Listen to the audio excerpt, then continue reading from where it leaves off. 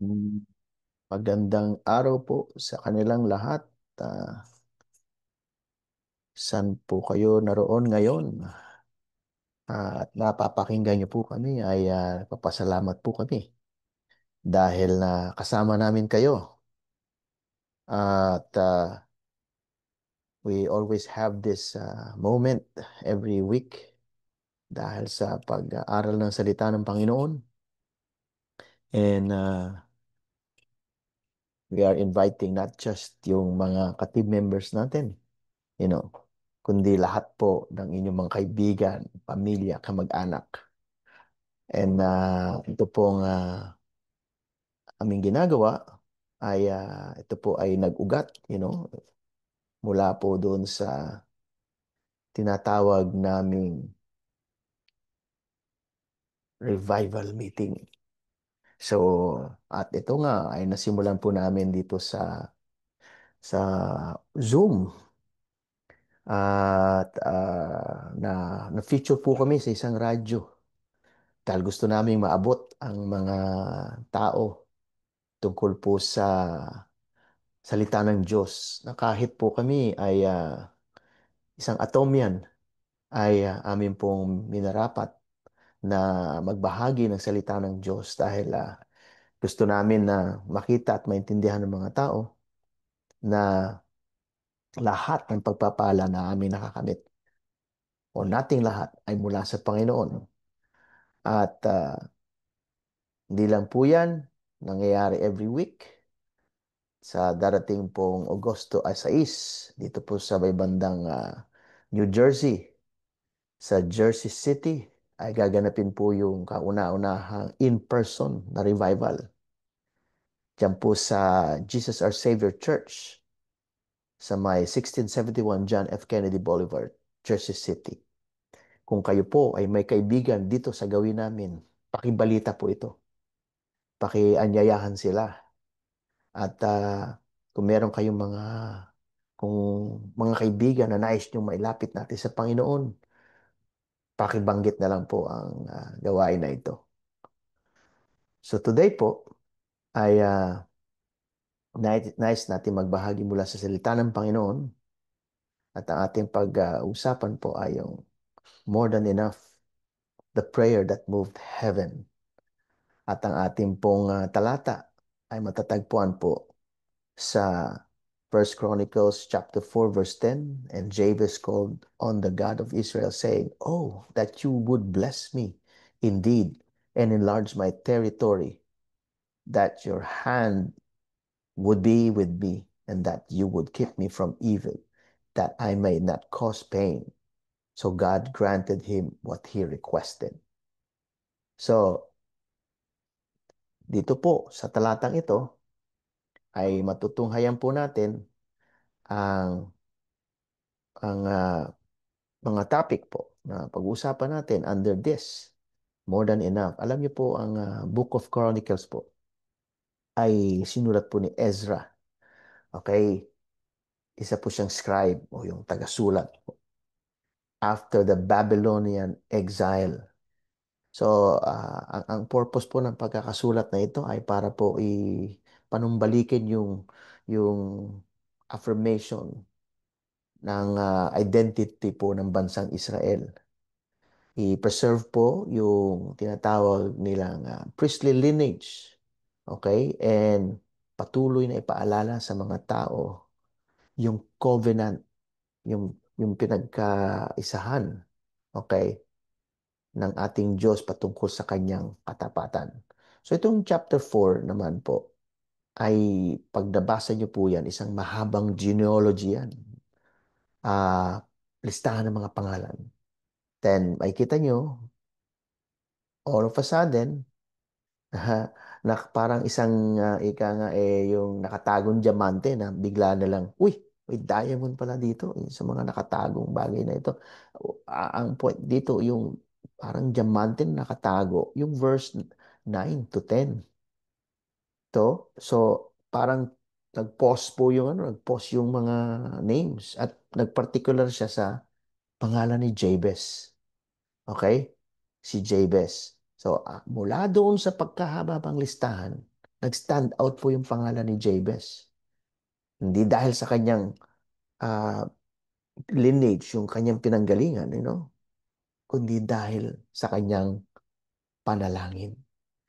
Sa wikang orihinal na pinagkuhanan po ng lumantipan sa Hebreo, yung Jabez po, ang ibig sabihin nun ay sorrow or pain.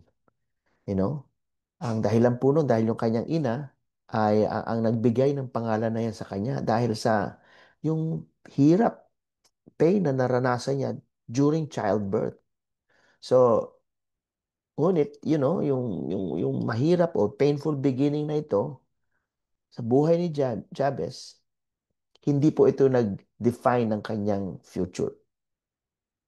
Alam niyo po kung ano ang nangyari because of this experience, because of his name. Instead, yung prayer po ang nag-shape ng kanyang buhay. Alright? So, mula po rito, ay matutunghayan po natin yung apat na topic. A bold request for blessing, a vision for influence, a cry for God's presence, and a shield against evil. Amen?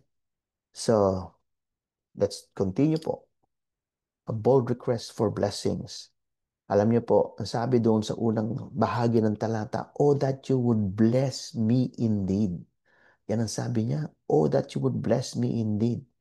You know, si Jabez po ay hindi po siya humihingi pang sarili lamang. He wasn't just asking for wealth, but for divine favor. Malimit po, di ba? Generally, tayo, we fall into the same trap of like, oh, sige na Lord, tulungan mo ako. Pero hindi natin namamalayan, you know, puro sa atin, puro hingi, di ba? Ang sabi nga po ng isang ng isang tagapagsalita, isang pastor, isang preacher, sabi niya, yung healing, hingi tayo, healing, healing.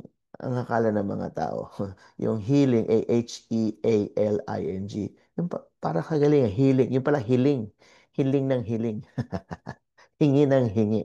You know, selfishly, hindi po naging selfish si Jabez. Alright? The Hebrew phrase emphasizes intensity. Yung phrase na yan, intensity. Like saying, please, surely, bless me. You know? He wanted God's best, not man's leftovers. Ganun katindi. Ganun katindi. Yung, hindi yung tira-tira, ika nga, sabi niya, leftovers. So, he was asking, for God's best. So true blessing isn't just material things. It's about living under God's favor so we can bless others. Yan po yung isang bagay na dapat nating unawain, Ah, malimit kasi yung hinihingi natin para sa sarili natin, you know, and hindi natin namamalayan na nagiging selfish na daw anya tayo. Nagiging selfish na tayo. So, um, ngayon, ang isa pong dahilan pa ng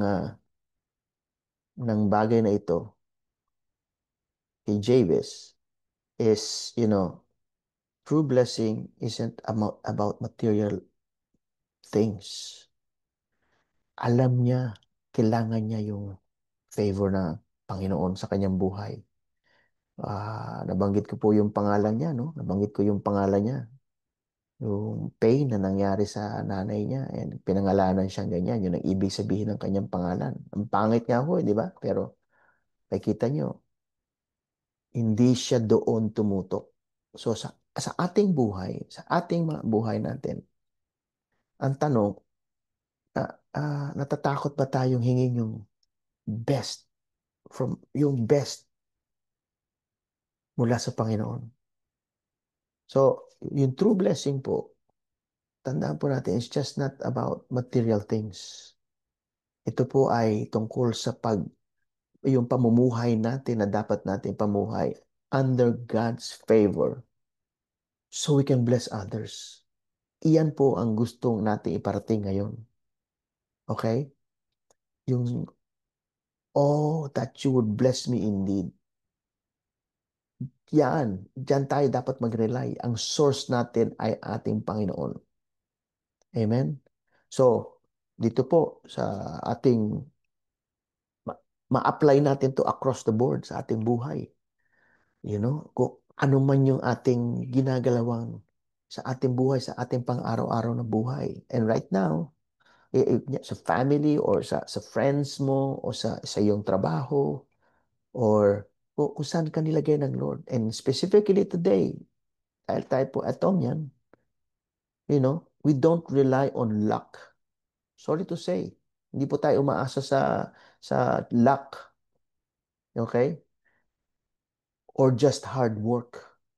Kahit anong gawin natin yung paghihirap, we don't rely on luck or just hard work.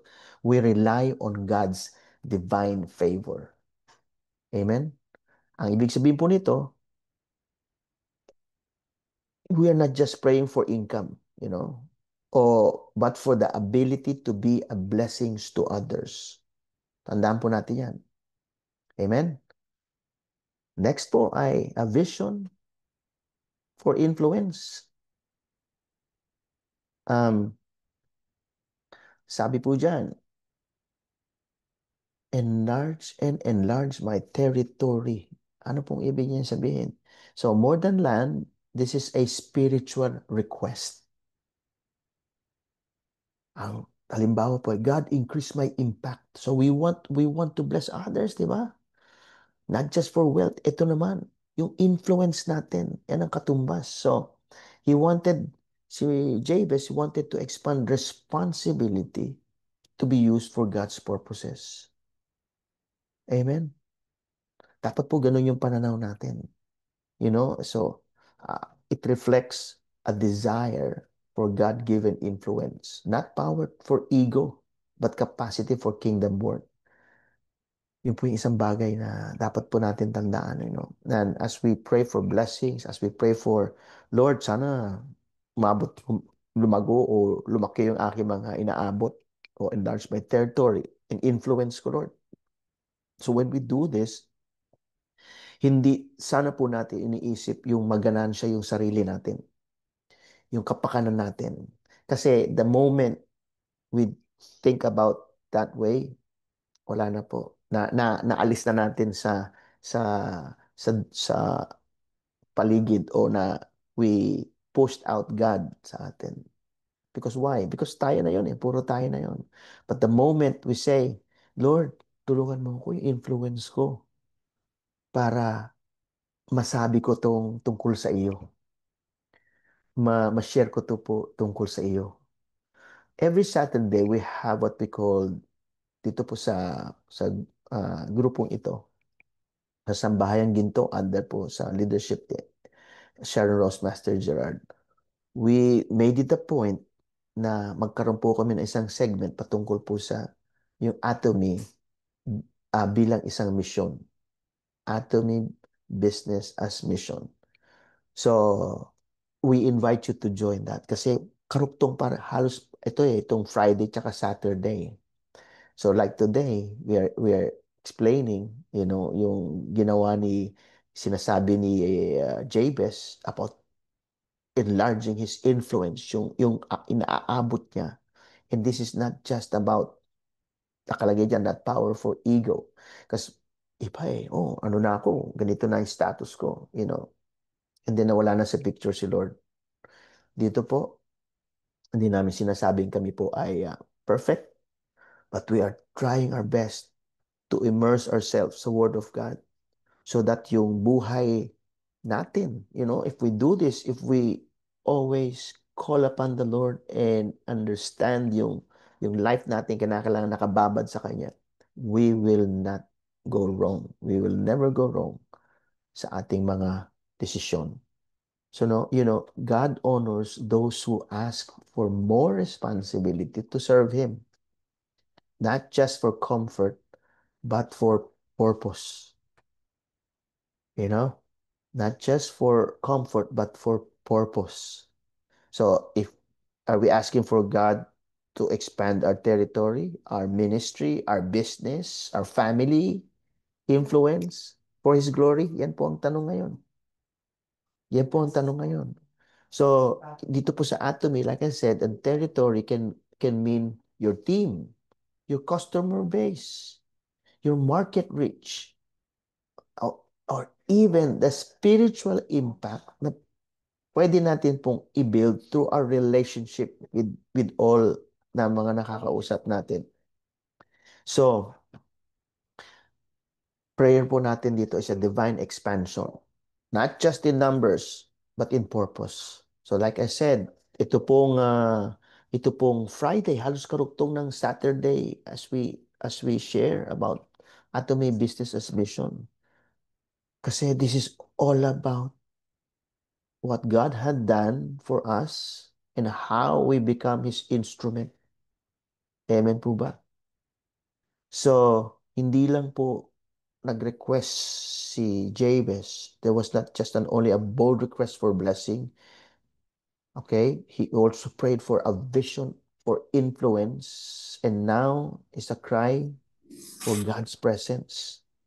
So, makikita niyo po, ito po yung sinasabi niya no, sa kasaloob ng kanyang verse, that your hand would be with me.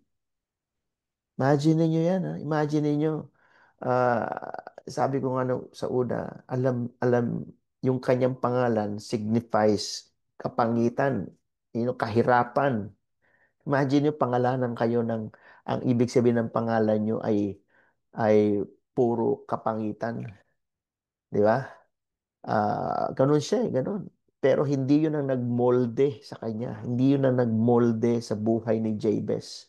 Kaya doon sa kalahatan ng pangalan na yun, ang binasa, doon sa chapter na yun, umangat yung pangalan ni Jabez because in spite of his life, ha, ang lumitaw doon, is a man of prayer. Hindi lang siya nag-request for blessings para maging maganda yung buhay niya. Hindi lang siya, uh, yung sabi niya, palakihin mo yung naabot ko para sa sarili ng kapakanan. And now, makikita niyo why. There's a cry for God's presence that your hand would be with me. Ang hand po sa salitang Ebreo symbolizes God's power and guidance. Kita niyo po yan. Pakaganda, di ba? Your hand. Yan po. Kaya pag hinimay niyo po yung salita ng Diyos, hindi lang niyo babasahin niya na parang comics. Dahil bawat talata, bawat phrase, as the writer has written it, may influence ng presence ng Panginoong Diyos. May ibig sabihin lahat yan. Imagine a hand. Sa salitang Ebreo, it symbolizes God's power and guidance. So, si Jabez po knew that expanded territory without God's hand would lead to failure. Yan po yung sinasabi natin. Pray tayo ng pray. Dito po sa business natin na lumago, Lord, lumago, Lord, lumago, dumami, may makausap ako. Pero without God's hand, mga kaibigan, this will only lead to failure. This will only lead to failure. And it's the same thing. I'm just mentioning Atomy, but it's the same thing with every aspect of our lives. Gusto natin dumami ating mga kaibigan o kung ano man yung mga nasa ginagalawan natin. But then, there's no a prayer about God's power and guidance sa ating buhay. It will only lead to failure. So he didn't want just a blessing. He wanted God Himself. Wow. Imagine yun. Imagine yun. So, mga kaibigan, we can have more opportunities, more success, but without God's presence, it's empty. Yan po yung gusto natin sabihin. It's empty. So, a question is, are we seeking His hand more than His gifts? Ah? Are we seeking His hand more than His gift? Meron nga po kaming kinakanta rito. Nais kong ibigin ka, Hindi dahil sa pagpapala, nais kong ibigin ka. Hindi dahil sa himala, nais kong ibigin ka. Dahil ikaw ay ikaw, mahal kita. O Diyos, wala nang iba. Kasi pwede tayong manalangin. Ang problema po natin is kapag may sakit tayo, pagalingin mo ako, pagalingin mo ako, pagalingin mo ako. Pag wala tayong pera, pag wala tayong makain, Lord, pengi, pengi, pengi, pengi, pengi. I understand yung bagay na yun. Kasi yung tendency ng human frailty. Kasi nawala na sa picture yung Diyos. We're not yung ating mind ay hindi na open tungkol sa Diyos mismo. Yung Diyos, ang Diyos mismo. Ito nga ang paalala ngayon sa ating salita ng Diyos sa pamagitan ng buhay ni Jabez. A cry for God's presence. That your hand would be with me. Ang ibig sabihin po ito, ah, dito po siya dumidepende talaga. Dito siya dumidepende talaga. So, in our decision making, okay, we need God's wisdom. We need God's wisdom. Dito po sana po wag nating i-treat itong business natin just to gain uh, mga financial, mga kailangan natin. Sana we treat this business as we make our decision, you know, ay talagang makita natin na we are being the arm, the hand of our Lord so that pwede na tayo maging pagpapala sa kanilang mga buhay, sa mga tao nakakausap natin. Amen? Number four is, one is yung bold request for blessing. Second is a vision for influence. Third is a cry for presence. And third is a shield against evil. Wow. Po, talagang ano po, talagang fully packed itong verse na to. He did not just request for blessings na para sa kanya, kundi para siya ay maging pagpapala sa iba. And then yung panalangin niya na may vision, hindi lang para sa ganansya niya, kundi para yung influence niya pa rin sa tao about, and then bringing about yung glory ng Lord. Pangatlo, hindi lang siya humingi ng mga, he cried for God's presence. And now, a shield against evil. Ang sabi niya, and that you would keep me from evil, that I may not cause pain. Wow. Wow. Nagpe-pray ba tayo ng ganyan? Nagpe-pray ba tayo ng ganyan? So Jabez knew his name meant pain, di ba? Sabi natin ng una. And he didn't want to live up to that name. Kasi po, kapag wala po tayo sa ating kaisipan, sa ating buhay, ang ating Panginoon, we don't mind how we live out our lives. Believe me, wala tayong pakialam.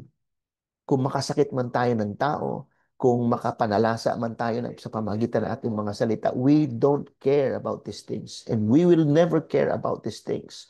Gusto natin mas madami tayong kitain. Gusto natin parang naangatan natin yung iba. Gusto natin mas magaling tayo sa iba. We will not care for these things. Believe me. Kaya itong panalangin ni Jabez, sabi niya, alam niya kasi ganito yung buhay niya, yung pinangalan sa kanya, it meant pain.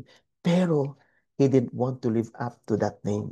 Kaya ng panalangin niya. So he asked God for freedom from the grip of sin. Literally, you know, keep me from evil. Do we pray for these things? So today, we are being taught about the word from the word of God, freedom from the grip of sin, not just for himself, but so that he wouldn't hurt others. Yan ang ibig ko po sabihin kanina.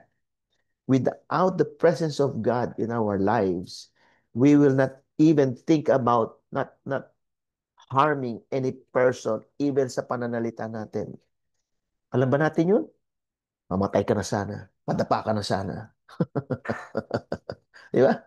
You know? And then, pag nakita natin yung ating kapitbahay na may bagong TV. Magmumura pa tayo. You know? Yan, yan, yan.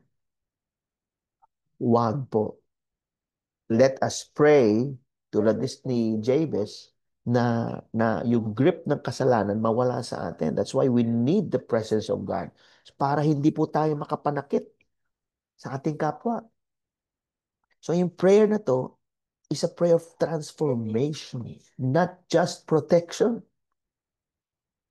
Malimit ganun no? Kaya tayo nanalangin dahil para protektahan tayo. Pero imagine nyo to, transformation. Ano yun? Para mabago. Ang panalangin na to ay para mabago yung kanyang kaisipan, yung kanyang pagkatao. Dahil alam niya, itong pangalan niya ay nagbabadya ng kapangitan. So when he prayed, nanalangin siya na, Lord, tulungan mo ko na itong mga evil sa paligid ko ay hindi maka-impluwensya sa akin. Transformation. Hindi po reformation, transformation. Alam mo niyo po yung pagkakaiba ng reformation at transformation. Ang reformation, yung drug addict, pinapasok sa isang facility para maano siya, maalis yung kanyang pagiging adikto. Okay? 3 months, 6 months. I-reform siya doon. Okay? Guess what? Yung iba, in general, paglabas, after after 6 months of treatments, 1 year of treatment, babalik na naman sa dati. Kahit ngayon po yung mga anonymous alcoholics, di ba? After so many years, pag nakita ng isang baso na merong konting-konting alak, natutukso pa din. Ang pagkakaiba yan ang reformation. Ang transformation ay ito. Ang transformation po ay, alam niyo po yung butterfly, mula sa uod, magiging chrysalis, tatagal siya, and then pagkatapos bubuka isang magandang butterfly. Yan po ang transformation. So yung prayer na to ni Jabez is a transformation sa kanyang pagkatao. Hindi lang para protektahan siya, kundi siya mismo magbago. Siya mismo magbago. So, okay? So, the question is, what labels or past experiences are you trying to overcome? Meron tayong history. Alam natin yung buhay natin. You know? Pangit. So, what are those? What are those things that we try to overcome? God can rewrite your story. Alam niyo po ba yan? Kayang i-rewrite yung story ninyo. Kaya nga po itong Atomy, I'm proud to say, hindi man perfect ang kalahatan. At I'm proud to say, dahil nagdedeklara ang ating mahal na chairman, he is rewriting the network marketing, the history of network marketing. Kasi pangit. Pangit talaga. Yung kagawian. I've been through some of them. And now, Atomy comes into the playing field with a declaration to rewrite the history of network marketing. Tulad ng buhay ni Jabez, alam niyang pangit ang kanyang pangalan. Tulad ng mga buhay natin, meron tayong mga past experiences that we're trying to overcome. Guess what? Only God can rewrite our story. Kaya kailangan natin siya. So, Jabez didn't let pain define him. Alam niyo pa ho yun? Hindi niya hinayaan na ito ang mag-define sa kanyang buhay. Kasi malimit yung iba. Ay, ganito na ako. Wala nang mangyayari. No.